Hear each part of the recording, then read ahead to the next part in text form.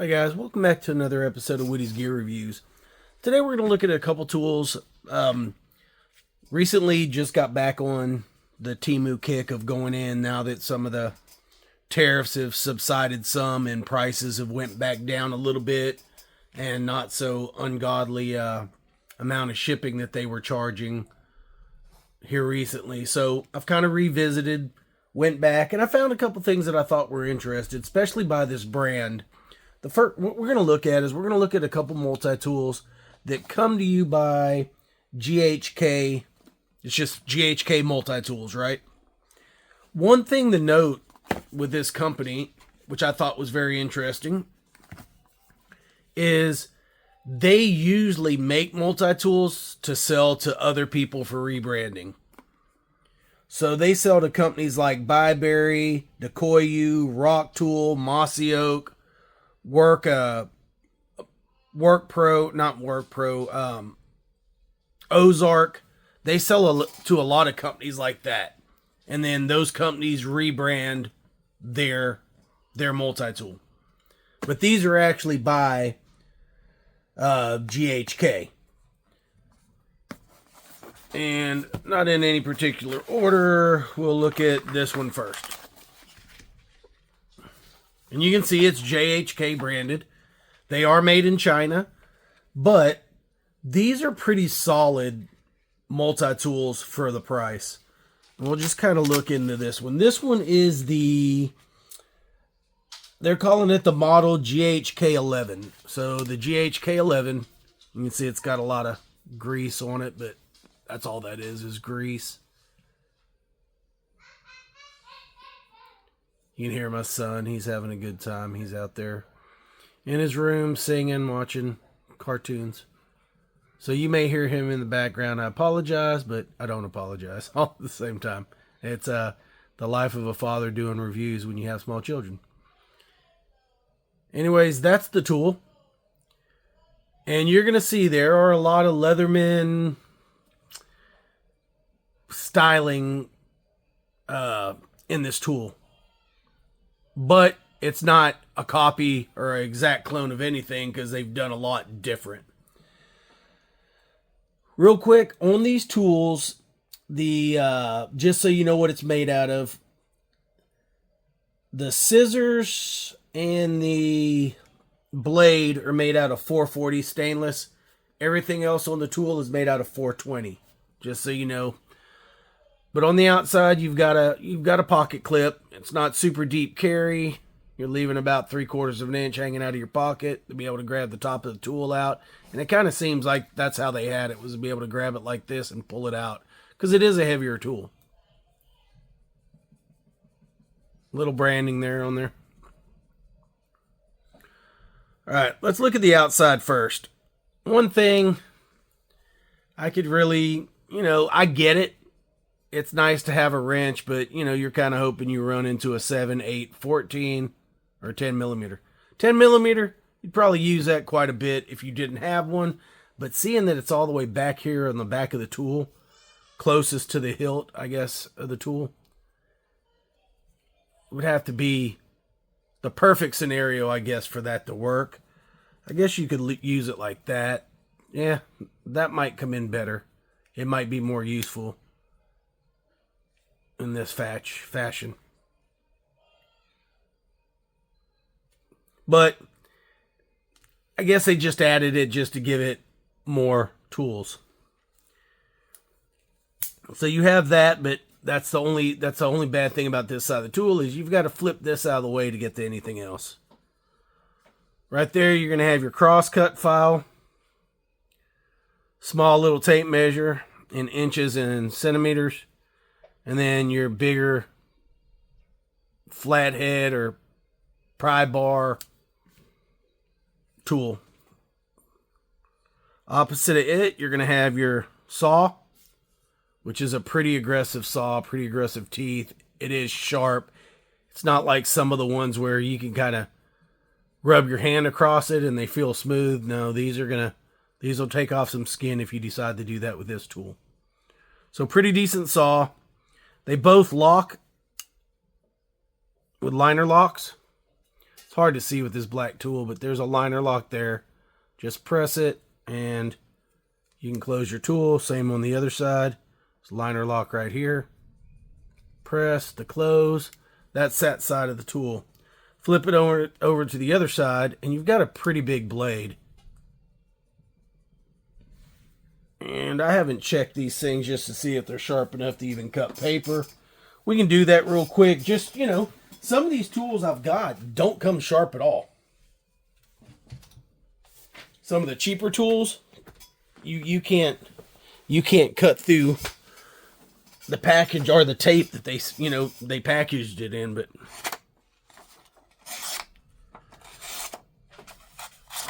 yeah, it's fairly sharp.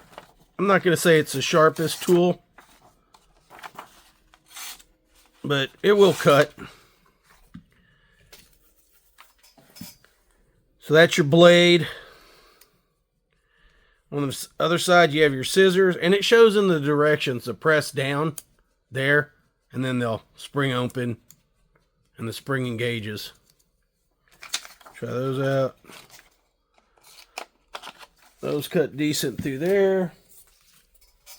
We'll try some cordage. This is what happened on the last scissors. They did not cut at all. Oh, those are super sharp. Those are probably some of the best multi-tool scissors I've used. I mean, those cut right through that. So the scissors are really good for cutting cordage. So that's a big plus. Some multi-tools you can just, I mean, you might as well pull out your pocket knife or use a knife because the scissors aren't going to cut through cordage. These are pretty sharp. These are actually some really good scissors. And your blade. Now we're going to flip this thing around to the inside. First, let's look at the pliers. So these are spring loaded. You've got your pliers. So you've got your soft, your hard. You can almost see the little hard wire, soft wire. These are replaceable.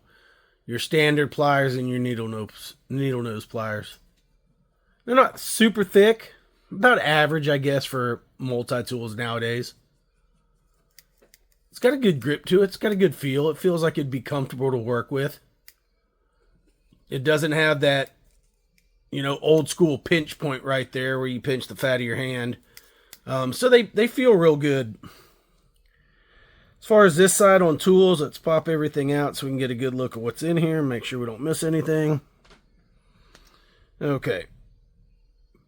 So you're going to have your little gut hook / cord cutter, seatbelt cutter, whatever you want to call it. It's got quite a few functions. It is sharp inside there. You've got your bottle opener with another Phillips. Another flathead. Then you've got your can opener with yet another flathead on the end. And, yeah, like most of them, down here on the very back, you've got your wire strippers. That's all you're going to have on that side. Flip it over to this side. Not a lot on this side. You're going to have your Phillips head. And your leather punch, awl, whatever you want to call it there, with the hole for threading. That's pretty much it, guys. I mean, that's the tool. I don't see anything that screams like, it doesn't feel like the $9 mossy oaks that you can get at Walmart and places like that. It doesn't feel cheap. It feels about the same quality as most multi-tools that I have. Pretty nice tool. And these things, I just checked them. Let's check again while we've got you here. Just to make sure, because, you know, sometimes they're available, sometimes they're not available. See if they're the same price. They are. I bought mine for $17.82. They're still on sale for $17.82. Not a bad tool for sub $20 for a decent multi-tool with some functionality to it. Not much that, you know, I'm not going to really go over much about the case. It's standard. I mean, this one does have a snap to the back, but just a standard carry case. But it does have a belt clip, so why have both? Or, you know, you can carry it, I guess, that way if you wanted to. Now, the second one seems to be a lot nicer of a tool. I can tell you that this is a nicer case, made out of better material. It also has a snap on the back, but also these, like this molly webbing.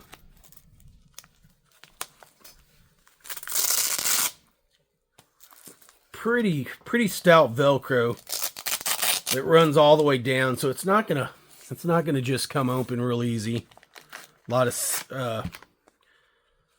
sealing surface on that Velcro, and of course a little bit better on putting their branding on this tool. So this case is a lot better made, a lot better feel.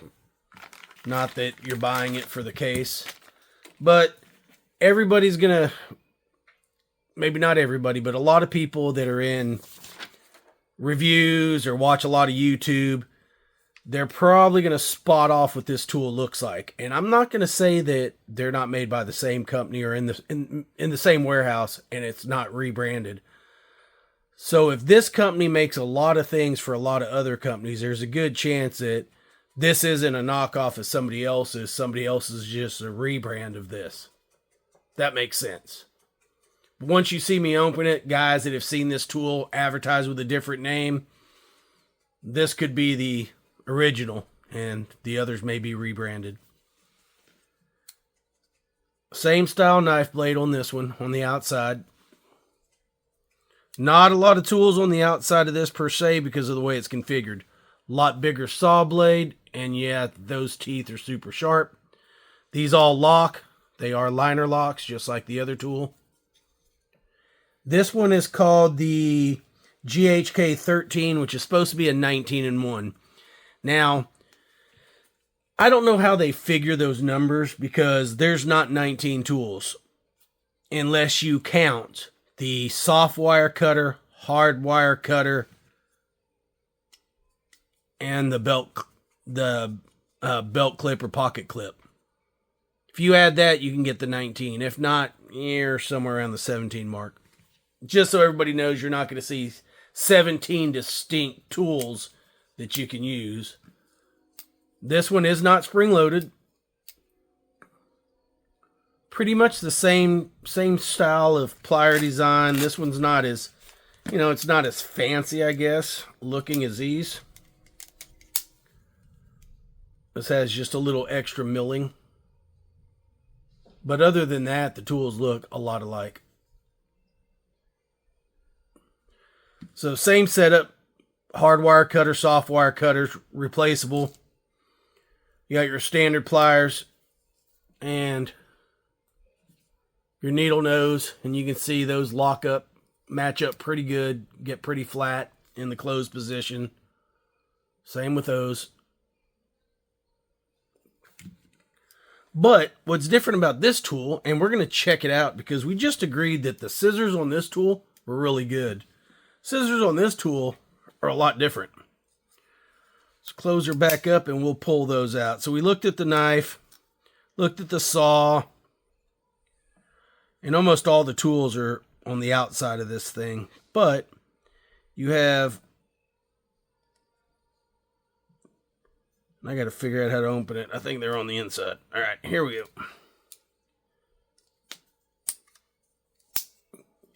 Now you have these scissors, which are a lot better scissors. They sound more like quality scissors. And I thought with how thick this tool was here, that would kind of ergonomically be weird, but it's actually not. Nice little place there for your finger. See what these do on some paper and how they feel, how easy they are to use.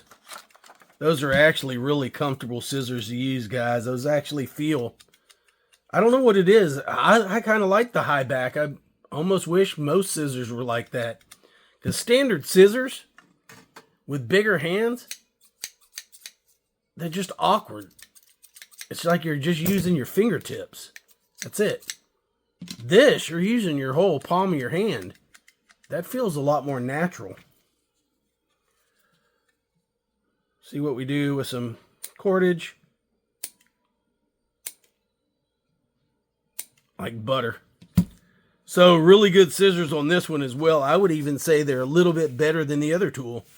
So if you're going for a multi-tool and you use your scissors a lot, I would recommend either one of these tools as far as the scissors go.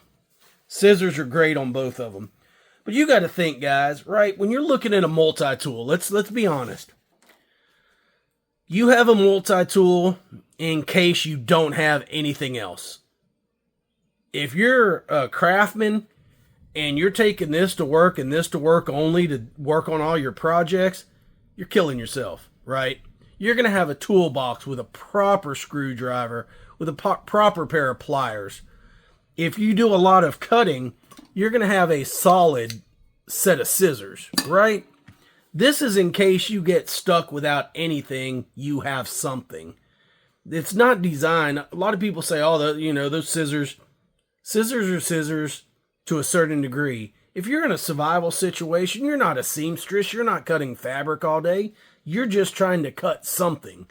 If they work enough to cut something, even if it takes a little effort, then the tool's successful if you have nothing else to use. I know everybody wants their multi-tool to be the best there is out there, highest quality, but really, if you're relying on the blade of this multi-tool to be your best blade, the best blade you own, you're going to suffer. Even though it's 440, decent steel, stainless, there's no way this blade is going to outperform something like that. It's just not going to do it. It's not, it's not the same quality. It's not going to outperform a good, solid, thick, fixed blade. But if you don't have either one of these, man, that's the best thing. That's the best thing in the world, right? If you have nothing else.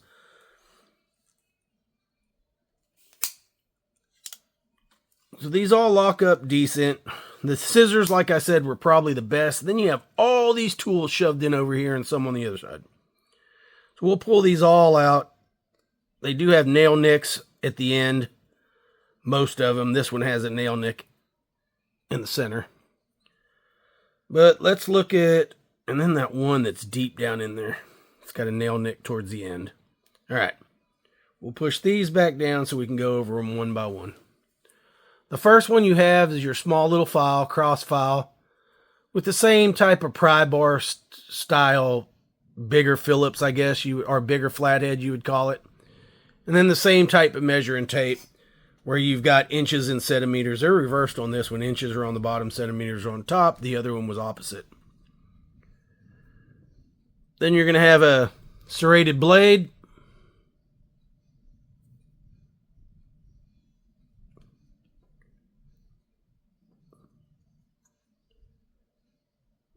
Two in one. You're going to have your bottle opener on the back and your can opener on the front.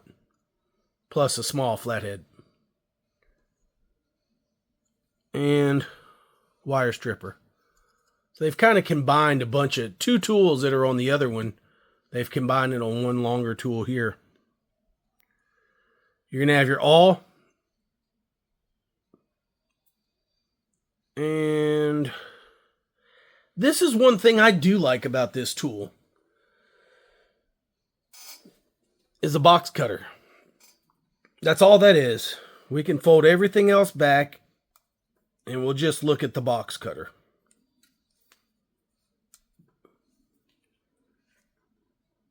The angle on that thing and the feel, and it is sharp. I don't think it's maybe knife cutting sharp, but well, It drug through there a little bit, but it's sharp if we're just looking at something to cut tape on a box. And that's what they're calling this tool. It is a box cutter. And you could probably sharpen that and make it cut through paper pretty easy, but it's through cutting through glue or tape on the back of a box. So you got the box cutter.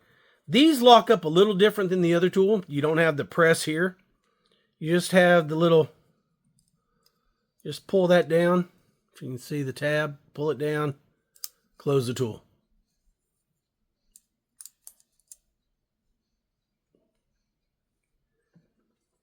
On the other side of the tool, there's not a lot to talk about. You got your Phillips head, and then you've got this little lanyard hole. At first, when I first was looking at this tool, I didn't think it had a Phillips on it. And I'm like, who makes a tool without a Phillips? But I found it. It's there. It does have a Phillips. But I think the star of the show on this knife here are the scissors. Oh, this one has a liner lock inside of it. So even the Phillips locks, you can see there's a liner lock in there. Put that out of the way. But I think that's the steal of the show on these tools. On this tool. Man, that even feels comfortable like that. All the way open. It doesn't feel bad at all. But I don't know why. To me, it feels like it fits in my hand. The way it curves into my palm right there.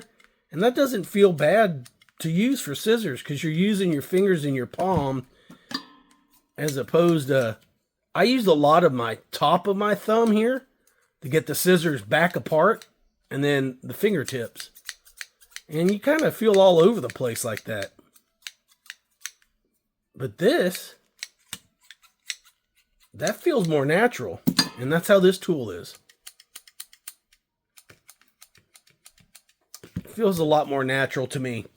I like it. I like the way the scissors are set up. I thought they were going to be kind of quirky because you had the full tool here and the scissors off to the side. But I actually prefer that. This is the model GHK 13, 19-in-1.